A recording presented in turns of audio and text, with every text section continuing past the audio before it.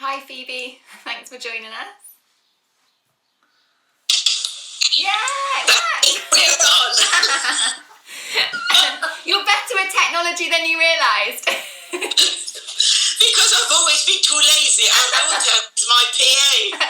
Yeah, my other half has to come and set it up. I just sit and talk, so don't worry, you're not alone. I was so embarrassed. No, I thought, don't oh my God, I can deliver a baby.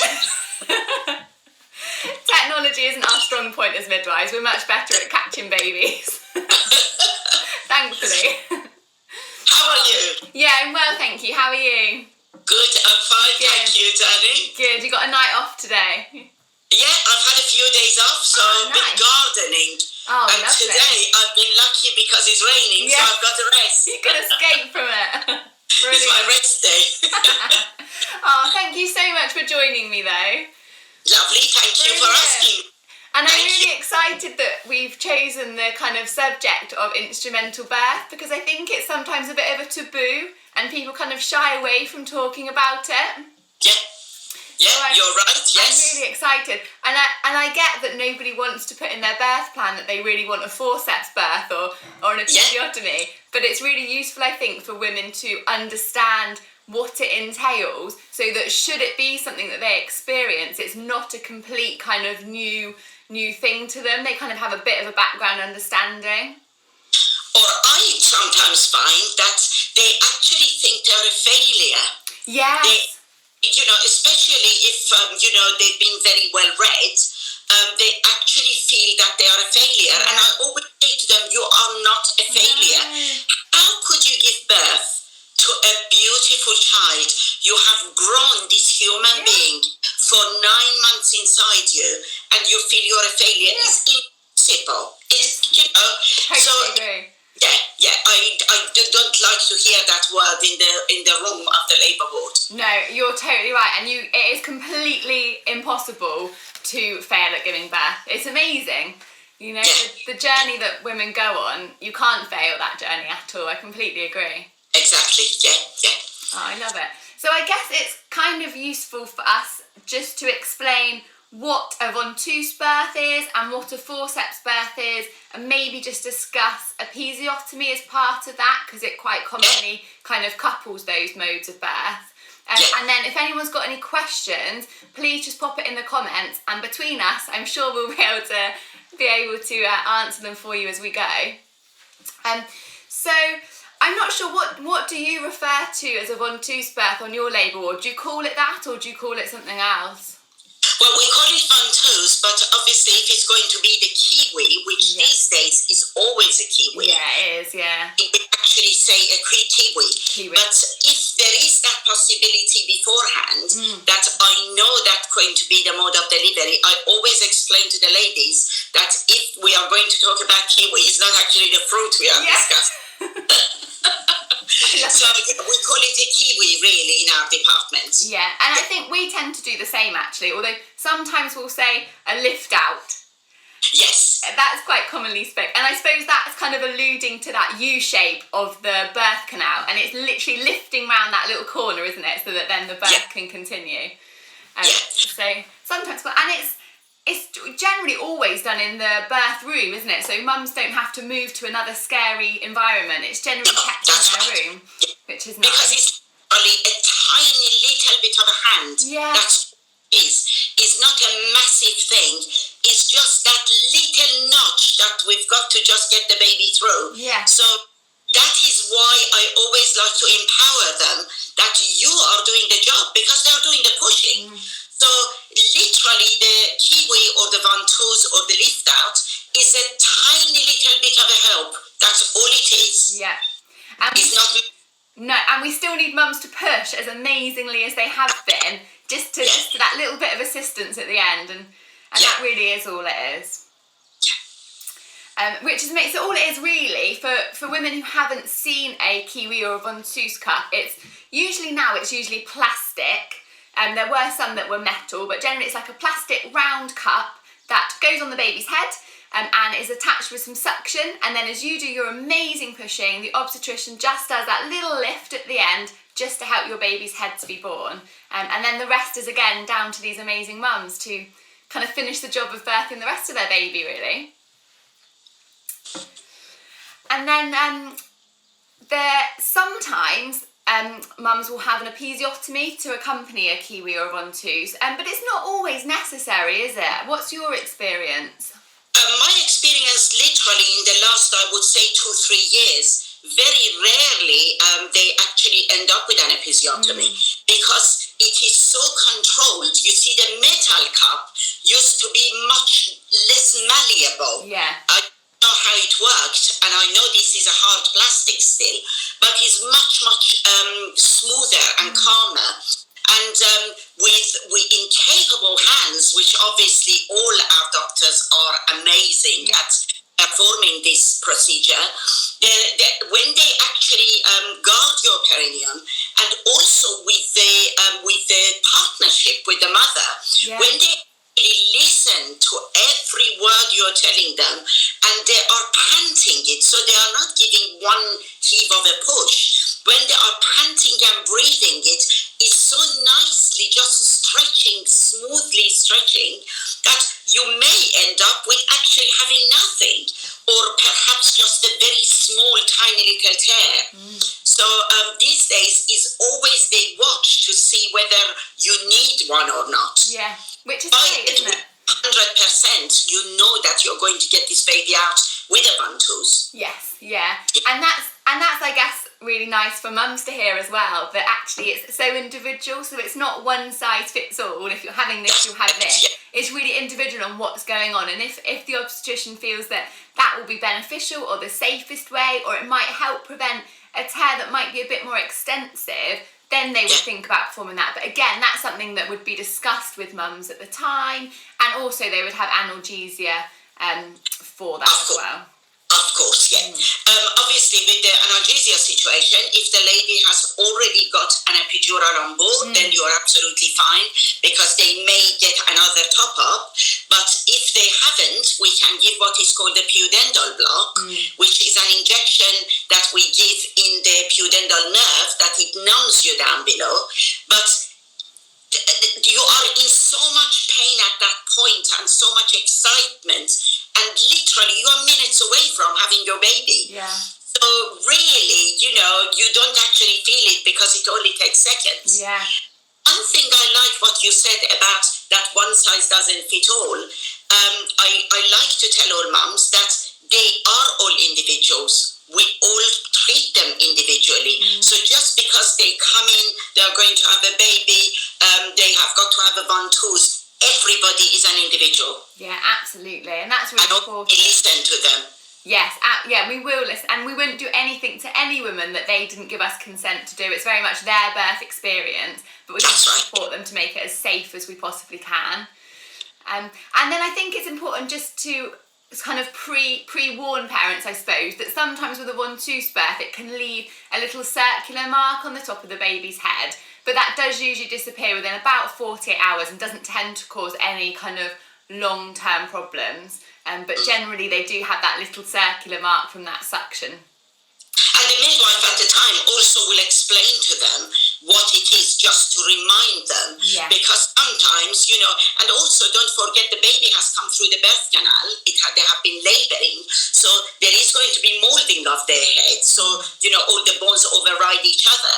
So we always explain to them, because it could be quite frightening that we just suddenly give this baby for a skin to you, and you think, oh my God. Yeah. So...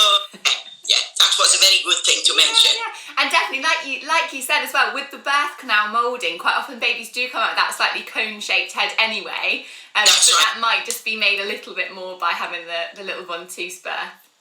And then about 1 in 12 out of 100 babies will have what we call a cathal hematoma, which is like a bruise on the baby's head. And again, it's something that does usually just go down on its own and doesn't tend to cause any issues, although it can cause a slight rise in jaundice in the first few days. But if parents had this, again, it would be explained, and we'd be monitoring their baby for signs and symptoms of that as well. But they're just a couple of things that parents might notice from their babies following a kiwi birth. Also, one more thing I would like to mention is that when we do have an instrumental delivery, whether it's a Ventouse, Kiwi, or a Forceps delivery, they will always have a pediatrician, the baby doctor in attendance. So if they see there is more people, usually there are more people in the room, because the more people there, the more help we can give you. And pediatricians are always present as a routine, so they can check baby over as well. Just in case they see there is too many people, I don't like them to get scared. Yeah, that's a really good point actually, because it can be really overwhelming when you've just had one midwife looking after you and then all of a sudden you've got an obstetrician, maybe the delivery suite coordinating midwife, you've got a paediatrician, and labour rooms don't tend to be massively spacious. So with all the extra equipment and then all these extra people, sometimes it can be quite overwhelming, can't it? And unknown faces, it can be quite scary, yeah. Definitely, that's a really good point. And then so Ventouse or Kiwi tends to be the kind of, I suppose, the lesser intervention. And then if your baby isn't in a position where that's possible or they aren't quite low enough in the birth canal, then the next step generally, if you are fully dilated, is thinking about a forceps birth. That's right, so yeah. They're like the metal spoons, I suppose, is the best way of describing them. Salad spoons. Salad spoons, yeah, I love it. And then they obviously fit around the baby's head and then kind of clip together on handles to lock together. And I'm not sure what your experience is, but sometimes this may be performed in the room, but quite often it's performed in theatres, isn't it? That's right, yeah. If you know that this head is very, very low and is a small lift out, you can do it in the room, which is going to be less traumatic for the mum. But obviously, at times, if the head needs a little bit of rotation, or if there is any thoughts that you may fail and you've got to go for a cesarean section, then it is safer to be done in the operating theatre. But that usually is advised to the mums by the midwife as things are going along, because you don't want them to suddenly plans change and from this room that they have made it their room and they've got ambient lighting, they've got little candles, you don't want it to be too frightening for them. So it may be done in theatre, and then there is going to be even more people there, because at that point you will have the anaesthetist and the operating department assistants and the SHO, the senior house officer, so there would be more people there. But don't ever be frightened of the number of people there, because we are all there to do a job. We are like jigsaws. We all fit in and do the job, and that is to keep you and your baby both safe. I love that, and I think you're absolutely right. It's really overwhelming with all these people, but I think it's really great if mums can think, like, all these people are here to look after me and my baby. That's actually quite powerful.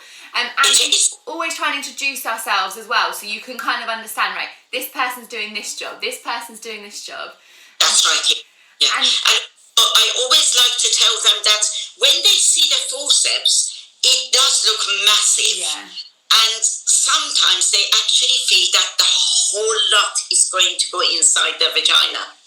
It's only the two bits that they are like the salad spoon, the scoops. Yeah. That is the only bit that is going to go inside and is put in very carefully. So please don't think the whole lot is going to go inside. Yeah, that's really true. That's so true. Yeah, it's only the bits that are going around your baby's head. And sometimes we call it a trial of forceps. Is that terminology that you tend to use as well? Right, yeah. And I guess for parents, if they hear this, what that means is kind of, as we said, really, we're going to try and do forceps, but if for any reason it's not possible, we're in the right place and we're all ready so that we can safely proceed to a cesarean section without causing any further delays. So it's all we like to be very prepared, I think, don't we, on a labour ward? So we're preparing for all eventualities, and that will prevent delays. I'm sorry, and I think ladies also know that safety is the most important thing. So they never argue with you. They always know that they are of paramount importance. Yeah. And that is the most important part of our job. Definitely. Yeah, definitely. We want to keep everyone safe. For sure. And then I suppose it's probably useful just to explain that with a forceps birth, because it's a little bit more invasive, I suppose, than with a Kiwi birth, we always want to make sure that mums have got adequate analgesia on board. Otherwise, it can be quite traumatic to have those. That's the most important. Of course, my time, because majority of forcepses are done in theatre, then they have got a functioning epidural that they would get it topped up, or if need be, they would have a one-off shot of spinal, which is the one-off injection. So they are fully, because that would be traumatic, and that can cause issues. Yeah. And I also always afterwards, I always advise the ladies, they may want to go to our birth reflection midwives as well. You've got birth reflection. We have, It's called something slightly different, but the exact same process.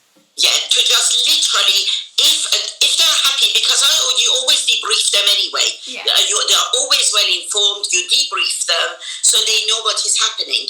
But sometimes they may find it a little bit too much. There is always the birth reflection midwife. They can go there, discuss it with her. She will go through your notes. And I can't say even 9 out of 10. I would say 10 out of 10 of the ladies are going to say, lovely, I know exactly what is happening. Yeah. And it certainly is worth thinking about. Yeah.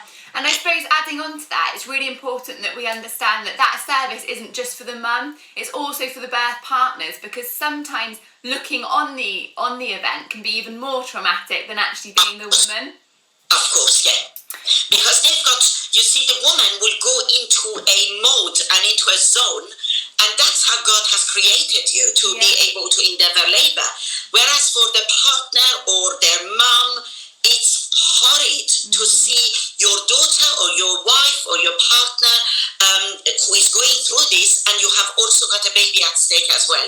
It's two people there. And it could be frightening, but we are communicating continuously with them. Yeah, and I think communication is so key, isn't it? And sometimes I think it does get a little bit lost when we're at that stage and we're kind of rushing because we're slightly concerned about the baby's well-being, and we know the steps that we've got to do because we're quite a well-oiled machine, I think, in a labour ward with dealing with these things. But sometimes we are rushing a little bit, and that can sometimes mean that communication does get lost, and it's really important that we do have that debrief afterwards and that mums can ask questions and we can explain events. But you're absolutely right in that often there aren't that many questions at the time, but weeks or months down the line, or even when you come to plan for a next pregnancy, something flags up that you think, actually, I'm really worried about that, or that's keeping me up at night, or I need that explaining. And that's where these kind of birth reflection and birth matters services are fantastic and really, really valuable. Yes. Yeah. And also, I sometimes think if you have had a traumatic labour, the midwife will actually go through it with you. We are human beings as well. So the debriefing we are talking about is debriefing for patients, relatives, as well as the staff. It makes us to be better for our next time when we've got to help a woman as well, because we are their advocates, so we need debriefing as well, which it works beautifully. Yeah, I love that. And I think that for women as well will make them feel like they're really part of that team. Everyone looking after them is really invested on giving them the best birth outcomes and experiences that we possibly can. Correct, yes, And we really take that seriously, I think. Hugely. I think we take it sometimes a bit too seriously, because you go home and you're still worried for the lady, or you ring up to check how everything is. And that's what it makes, to me, that's what it makes the NHS so much more valuable than what we all ever think, because staff are amazing. The service users are incredible, but I feel staff are amazing because we take a lot of ownership for the women and the patients and their relatives. Yeah, absolutely. The amount of times our girls will phone in at sort of 3 a.m. and say, has that lady had a baby yet? How did she get on? Was it a boy or a girl? And I'm like, you need to go to sleep. Go to sleep. But it is absolutely that, because I think you can't go into a job like with midwifery without having that real passion for it and that real love for empowering women. Yeah. For sure.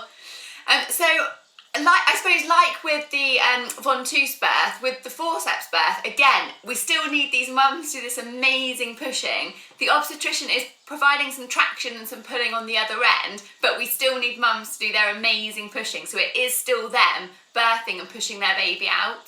Of course, yes. And sometimes it's not the full lift out, it's just a little bit of lift out. And your salad spoons or the forceps are removed, so the lady is actually doing the pushing. Yeah. So the pushing is the most important part, because without pushing, you don't pull the baby out. No. It's a partnership between the obstetrician and the woman. Absolutely. And do an amazing job. These ladies are empowered with so much strength. Yeah. That even afterwards, you can see how chuffed they look with themselves. Yeah. Women are warriors, aren't they, for sure? Oh, of course, I've got yeah. a little question I've just seen from Kerry, who's having her first baby in October, and she said as time goes on, she's getting more nervous that something might go wrong during birth, and have we got any advice for her? I guess mine, Kerry, would be to trust your body. It has beautifully conceived your baby, carried your baby all this time, so there's no reason to not trust it to also birth your baby. But to understand that if there was to be any assistance or kind of intervention required, that the team around you are there to provide that to you and to keep you really safe, and that they'll continue to communicate and advise you along the way. And my suggestion and advice is not only to trust your own body, to form a relationship and a rapport with your midwife.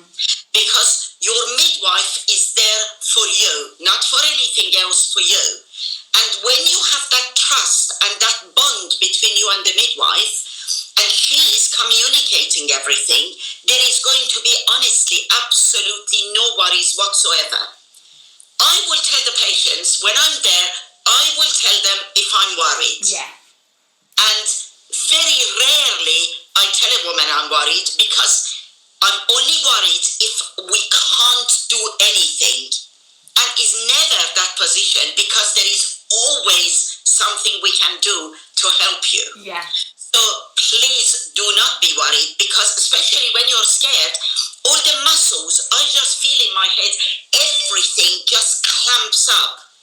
You want to be nice, calm, all the nice hormones. We want everything to be nice and relaxed. And I know in November, when you've had your baby, you think back of today or the day of your labor, and you realize your worries were just all unfounded. Yeah. And listen to people who tell you it was the worst experience of their life, because it's not. It's genuinely the best experience of your life. Yeah. It's just you are born as a mother and as a father that day. Yeah. Because yeah. giving birth to another life, genuinely, your life just changes to a mouth-watering, better spectrums. So I guess trying for Kerry to turn that kind of anxiousness and nervousness into an excitement for the journey that she's about to undertake. Gosh, the kind of next step in her life. Yeah, not tough. Hopefully that's helped you a bit, Kerry. I know there's lots of, we've made her cry. Hopefully happy tears and excited tears. Oh God, you'll make me cry. The false eyelashes will come off. I love it. So yeah, hopefully, Kerry, that helps to reassure you a little bit that everything will be okay, and that you'll be in safe hands, and that your body is really, really awesome. God has created this body to endeavour pregnancy and labour. Yeah, absolutely. You'll do it. You and will I think do it. It's a shame that we don't tend to trust our bodies maybe as much as our ancestors, as much as we should as women. It seems strange that we've ended up in this kind of scenario, I suppose. I think it's probably, I feel that COVID has just put a little bit of anxiety into the ladies, but the most important thing is safety of you and your baby. Yeah. And you trust yourself. Absolutely. And you'll be fine. We have no worries for you, Kerry. Yeah, I love that. And so, Kerry, we'd love to know how you get on actually as well when it comes to October. So let us know. And another question we've got, Do we know what the rules will be within the NHS by September time? I know we can only still have one birth partner, or will it be back to normal? I mean, I suppose that's the million-dollar question, isn't it? And honestly, we can't say. We'll be led by the government, and that's all we can do, really. Yeah, but make sure you take pictures. You can take pictures, but it's a long way away. It's a long way away, because presently, for example, we had no visiting on our antenatal and postnatal ward, and we have just started visiting one birth partner for 1 hour. So things are getting relaxed, provided we stick to what the government is advising us. If we stick to thin and narrow, I'm sure the sanctions will be bit by bit removed. Yeah, and that's really true, actually, isn't it? That we must do what we're told to do now, so that eventually we can hopefully get back to whatever the new normal might be and might look like in maternity. It's tricky times, for sure. Just slightly going back to our discussion about the Ventouse and Forceps, I think it's just useful to mention that with forceps births, babies can often get some superficial marks on their faces from those kind of metal spoon-like structures. Generally, and this is, I think, usually about 1 in 10 babies get these. But these, again, will generally fade in sort of 48 hours, but sometimes don't look very nice for parents. And also, it may be, again, same as the Ventouse, there may be some problem with the slight jaundice as well. Yeah. But that would be addressed by staff on the ward, and there is no worries at all. Yeah. I think the little question, Nagma, are you still working at PAH? Yes, I am still at PAH. I was going to take early retirement, and I felt a bit weak for going, so I'm still there at the moment. Hopefully we can keep hold of you in the midwifery profession for a little bit longer. I think my husband has given up at the moment, so while he's quiet, I'll continue working. Yeah, I love it. I'm just enjoying myself too much. Yeah, and it's like a second family as well, isn't it? We're such a great team, I think, as midwives on the maternity unit. I think we are as well, yeah. I love it. The ladies as well, because I've worked in the same place for so long, that are now, the ladies are coming back to have their grandchildren and have their children, and it's just literally, it's like a family, so I love every minute of it. Oh, that's brilliant. And that's so great to hear, actually, that someone that's kind of at the end of their midwifery career is still as passionate and as loving their job as you are, and I think that speaks so much, doesn't it? Yes. Yeah. For sure. Oh, I love it. Now, I really hope that our little chat today has helped reassure parents. We know that about 1 in 8 births in the UK will be via the means of either Ventouse or Forceps instruments. So as much as we don't wish to, I guess, be pessimistic or worrying parents, I think it's really important that mums go into their birthing experience empowered by all potential outcomes, so they've got all the information they may need to help them to birth kind of as positively and successfully as possible. That's right, yes. Positivity is the key. Yeah, absolutely. So I don't know, has anyone got any more questions before we let everyone go off and have their lunch on this Thursday? I mean, obviously, if anyone does, they could head over to either of our Instagram pages where we've got lots of information, but would also be happy to answer anything that we can or signpost people. Great news. Hopefully, but I think that must be hopefully you will carry on practicing. That's it now. You can't retire ever. No, that's it. The mums of Instagram have spoken. I've got no choice. Oh, I love it. Thank you so much for joining me today. I hope we can do some more. Thank you for having me, and I've had a lovely time because we met a lot of people. Yeah, it's great. And we're actually my ex-patient, so it's nice. Oh, I love it. Yeah. Hello to all of you. Yeah, and weren't they so lucky to have you caring for them as well? It was an honour to be there for them. I think that's more well done to your team there. Wow, thank you very much. Thank you. You are very kind. Thank you. Oh, it was lovely to speak to you, and I think we can do some more things soon. Yeah? Lots of love. Take care. Take care. Bye-bye. Everyone. Bye.